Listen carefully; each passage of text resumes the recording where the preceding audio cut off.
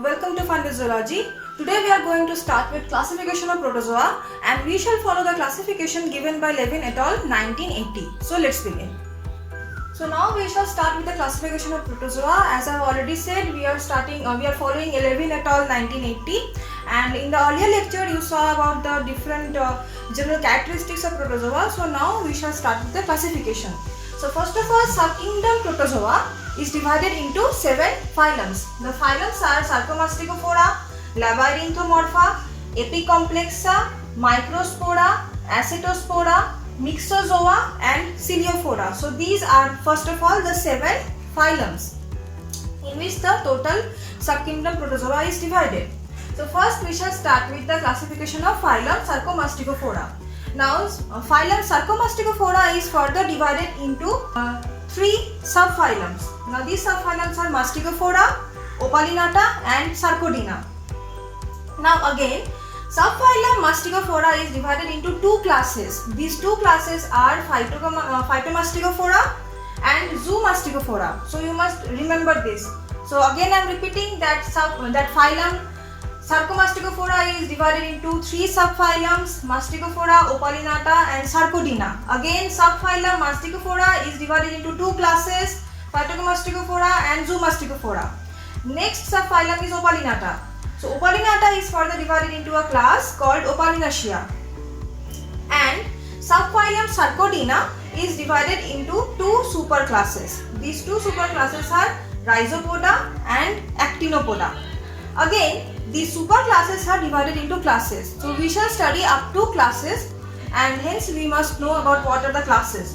So first, Rhizopoda superclass is divided into 8 classes. The names of these 8 classes are Loboscia, Acarpomyxia, Acrasia, Eumycetozoea, Plasmidophoria, Phyllosia, Granuloreticulosea and Xenophyophorida.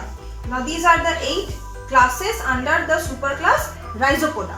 The second superclass is Actinopoda and it has 4 classes. The 4 classes of Actinopoda are Acanthoria, Polycystinia, Phaeodaria and Heliozoea. So these are the 4 classes under Actinopoda. The next phylum is Labyrinthomorpha, and Labyrinthomorpha has only 1 class, that is Labyrinthulia. The next phylum is Epicomplexa, and Epicomplexa is further divided into 2 classes. These 2 classes are Purkinsia and Sporozoea. Next we come to phylum Microspora. Phylum Microspora is further divided into 2 classes. These 2 classes are Rudimicrosporia and Microsporia. So these are the 2 classes under Microspora. The next phylum is Acetospora. Acetospora is again divided into 2 classes. These are Stelatosporia and Paramyxia. Next is phylum Mixozoa. So phylum Mixozoa is divided into 2 classes. These are Mixosporia and Actinosporia. And finally, phylum Celiophora is divided into 3 classes. These 3 classes are Kinetophragminophoria, Oligohymenophoria, Polymenophoria. These are the 3 classes under phylum Celiophora. So this is all about the total classification up to class in subkingdom protozoa. So now we shall discuss about the detailed characteristics of each of these phylum, then superclass, class. We will study all of these in detail. So first we shall begin with phylum Sarcomastigophora. All the organisms in phylum Sarcomastigophora move with the help of flagella or pseudopodia. That means the locomotory organelle in phylum Sarcomastigophora are flagella and pseudopodia, and the second important character is that all the organisms have a single nucleus under this phylum. Now as you know, phylum Sarcomastigophora is divided into 3 subphylums. So the first subphylum is Mastigophora, and Mastigophora means all the organisms in Mastigophora move with the help of flagella. So the locomotory organelle under this subphylum is flagella, and also nucleus is single. Further, subphylum Mastigophora is divided into 2 classes, class 1 Phytomastigophora and class 2 Zoomastigophora. So first we shall know about what are the characters of class 1 Phytomastigophora.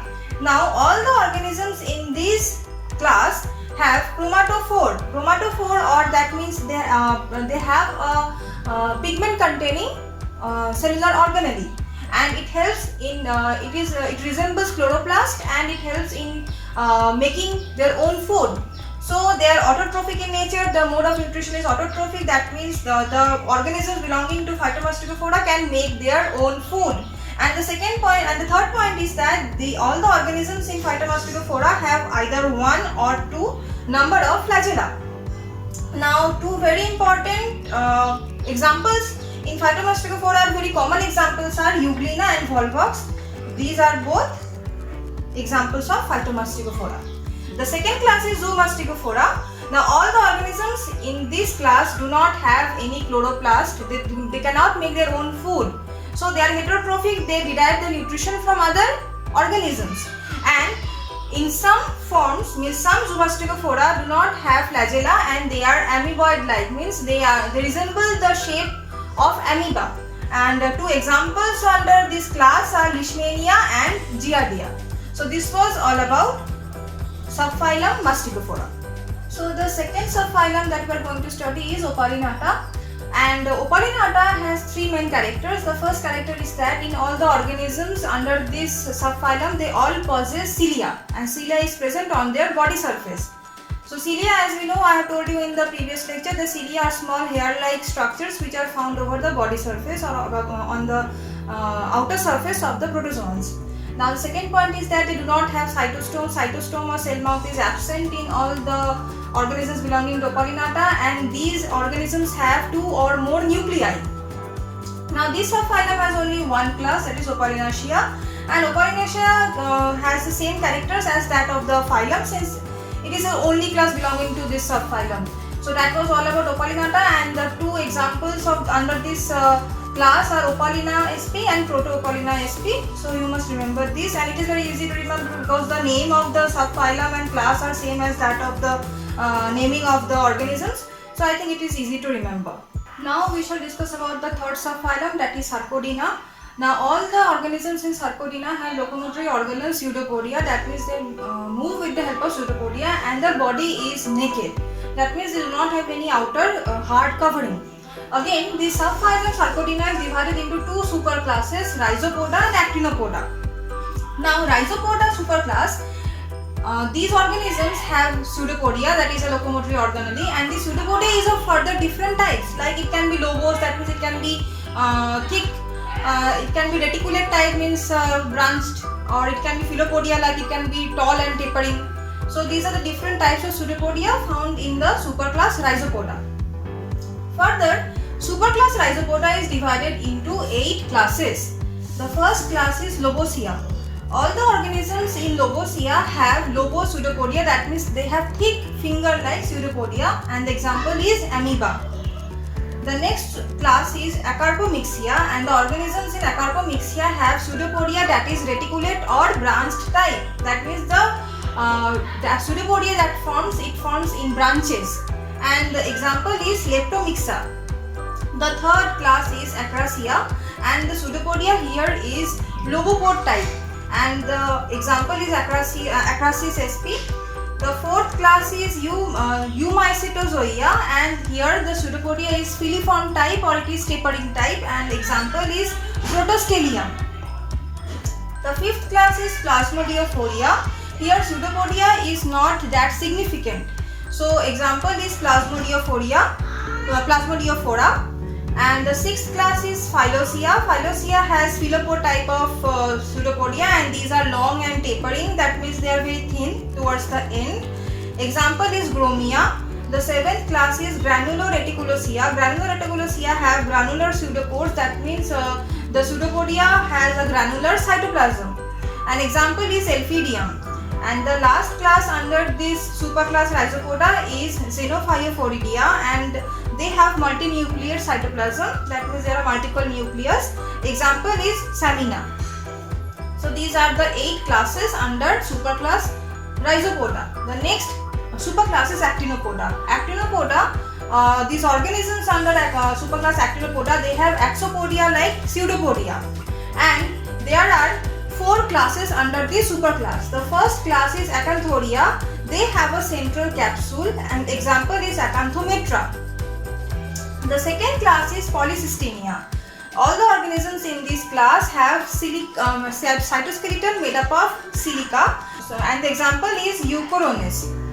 The third class is Phaeodarea, and Phaeodarea have silicate as well as organic matter made cytoskeleton. That means the cytoskeleton is not made up of only silicate but also it is made up of some organic matters. The example is Astrocantha sp. The last class is Heliozoia, and in this class the organisms do not have any central capsule. Example is Actinophilus. So this was all about the subphylum Sarcodina. The second phylum is Labyrinthodonta, and all the organisms under this phylum have these characteristics. The first character is that trophozoite stage is found under this phylum, and the organisms are spindle shaped. That means the cell is long and tapering, it is spindle shaped. The third point is that the ectoplasm or the outer cytoplasm is reticulate type or branched type, and all the cells and means all the organisms, the cells are covered with slime. There is only one class under this phylum, that is Labyrinthia, and example under this class is Labyrinthola. So this was all about the second phylum, that is Labyrinthodonta. The third phylum that we are going to study is Epicomplexa. Now this phylum has certain three important characters. These three important characters are: the first very important character is that apical complex is present in the organisms found under this phylum. Now what are these apical complex? So this apical complex consists of polar ring, rock trees, micronemes, conoid bodies, subpedicular microtubules. These are all present in the apical complex. The second point is that microspores are present at any stage of the life cycle of these organisms, and the third point is that there are maximum of these are endoparasites. That means they live within the body of some host and derive the nutrition from that host. So again, phylums Epicomplexa is divided into two classes. Class 1 is Purkinsia and class 2 is Sporozoia. So first we shall know about what are the characters of class Purkinsia. Now all the organisms under this class, they have incomplete cone, that is they have incomplete conoid body, and they have flagellated zoospore. Example is Parkinsus. And class Sporozoia, they have complete cone. So you can very well differentiate between two classes. The first class Purkinsia has incomplete cone, while the other class Sporozoia has complete cone or conoid. Also flagella is present only in case of microgametes and not in all zoospores. So example under this class is Plasmodium and Rigarina. So from here I think you can get a fair idea that whenever the classes are made, or whenever any phylum is differentiated into classes, then obviously they are based on some different aspects of the same character. Like you can see here, Purkinsia has incomplete cone, Sporozoia has complete cone. So you can very well differentiate between the characters. So if you forget one character, you can recall the other character and frame the the character itself. So that was all about phylum 3, Epicomplexa. The fourth class that we are going to study is Microspora. The organisms under this phylum, they have single cell spore. That means spore forms in the organisms belonging to this phylum, and the spores are made up of only one cell. They do not have any apical complex. Apical complex was present in the previous phylum. Microspora do not have any apical complex.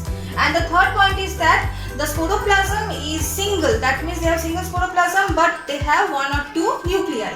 Now again, this phylum Microspora is divided into two classes: Rudimicrosporia and Microsporia. So Rudimicrosporia organisms have round or oval spores, while Microsporia organisms have spores of various types, spores of various shapes, and the spores are covered with 3 layers. The example of Rudimicrosporia is Amphiacantha, and example of Microsporia is Nosema. So this was all about the classification of phylum Microspora. The fifth phylum that we are going to study is Acetospora. Now the organisms belonging to this phylum, they have multicellular spores. The spores are made up of more than one cell. And the second point is that the sporoplasm is one or more. Now again, this phylum also has two classes. The two classes are Stelatosporia and Paramyxia.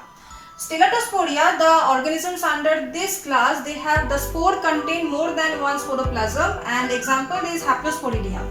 While the other class Paramyxia, they have 2-cell spore, and example is Paramyxa. So here you can see that the name is very similar. The example Paramyxa and the class name is Paramyxia. So it's easy to remember. So this was all about phylum 5, Acetospora. The sixth phylum that we are going to study is phylum 6 Myxozoa, and the organisms belonging to this phylum, they have polar capsule and sporoplasm that may number from 1 to many. The second point is that they are extracellular parasites, that means they live outside the body of the host, and again they derive the nutrition from the host.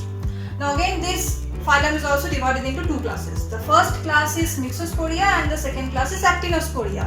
The first class, Myxosporia, in this case the spore contains 1 to 6 polar capsules. An example is Myxobolus. Whereas the other class, Actinosporia, here the spore contains 3 polar capsules. And example is Triactinomyxon. So here also you can see that organisms belonging to Myxosporia, they have 1 to 6 polar capsules, whereas the other organisms belonging to Actinosporia, they have 3 polar capsules. So this is the basis of the classification in this case. So finally we have come to the last phylum, that is Celiophora. Now organisms belonging to this phylum, they have locomotory organelle cilia, that is the one and only locomotory organelle. The cilia, it has a subpellicular infrastructure, that means the origin of the cilia is the subpellicular level. Now this phylum is divided into 3 classes. The first class is Kinetophragminophoria, second class is Oligohymenophobia, and the third class is Polymenophoria. Kinetophragminophoria have cytopharyngeal apparatus, means maximum of the, or mostly all the organisms belonging to this phylum, they have a very prominent oral apparatus, cytostome and all that. So in the first case, the first class, Kinetophragminophoria, the cytopharyngeal apparatus, it is very prominent, it is very clear. Example is Balantidia. The second class, Oligohymenophobia, here the oral apparatus is partially in the buccal cavity, and example is Paramecia. And the third class, Polymenophoria, in this case the cytostome is at the bottom of the buccal cavity, that means it is at the end of the buccal cavity, and example is Berseria. So with this we come to the end of classification of protozoa. Here I have discussed the different characters of all the phylums and classes and superclasses, subphylums, everything in detail. I have also told you some tricks about how to differentiate between the different classes, because you see the differentiation is based on the presence or absence or different varieties of the characters. So it is, I think it will make your understanding a bit easier. So this was all about the classification of protozoa. It's all for today. And if you have liked this lecture, if this lecture has cleared your doubts, then do like, share and subscribe to my channel Fungus Zoology, and press the bell icon so that you may get a notification of the upcoming lecture videos. And that's all for today.